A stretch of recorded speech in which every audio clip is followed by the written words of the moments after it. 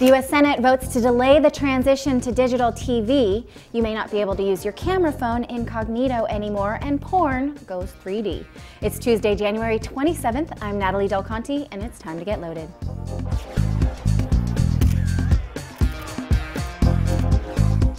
The big transition to DTV, or over-the-air digital television, will likely be delayed. Last night, the U.S. Senate voted to delay the transition from February 17th to June 12th, giving tardy viewers an additional 4 months to either switch to cable or satellite or get an analog to digital converter box. The Nielsen Company estimates that nearly 6.5 million households still receive their signals over rabbit ears.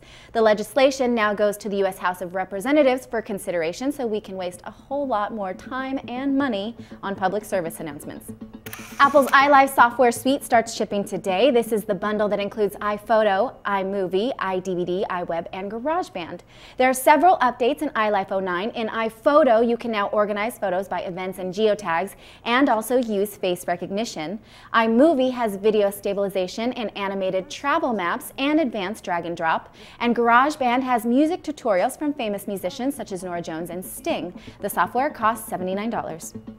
Microsoft officially launched some software today too. Internet Explorer 8 came out of beta. It of course isn't a new release, it's been out for a while, but the unbeta version has a few changes. It has an in-private browsing mode that's so popular among the browsers these days. This means you can look up something like hemorrhoid relief without anyone ever knowing about it. It also is supposed to be faster, particularly in startup time, and there's an awesome bar just like in Firefox, which presents URL suggestions when you start typing one in. This Apple and Palm pre-rumble is getting interesting. The two companies have been press statement fighting for patents over multi-touch. Apple has been threatening legislation if the upcoming pre has too much iPhone-y multi-touch, and the pre says, we're ready. Well, it turns out Apple landed some patents for very specific multi-touch gestures last week. Only days after the pre was announced, Apple received these patents. Could that be a coincidence? The patents were in the name of Steve Jobs, Scott Forstall, and others at Apple. They include things like pinch to zoom and swipe to scroll. Maybe I should eat my words from yesterday that there won't be a big legal battle on this one. Looks like I might have spoken too soon.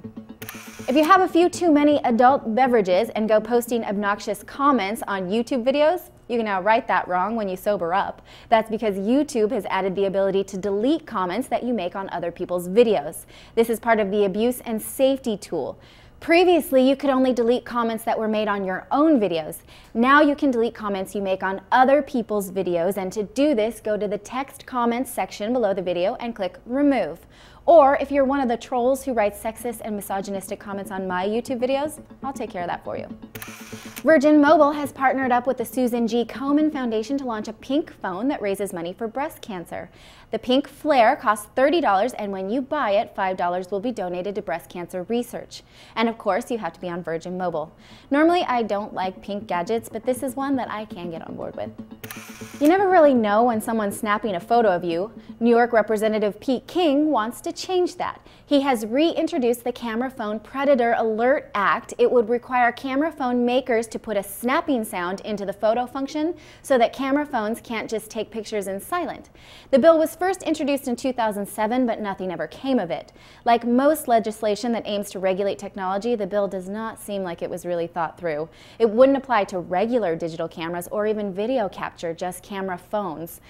And it also isn't retroactive, so the millions of camera phones already in use wouldn't be affected. But it's not a terrible idea. Japan and South Korea already have similar laws in place.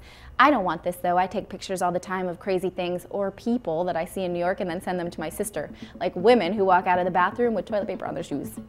Hulu has forked out the big bucks for a Super Bowl commercial, so be on the lookout for that sometime between pork rinds and heartburn. When Super Bowl 43 airs this Sunday, Hulu will try to raise awareness about its existence to the masses.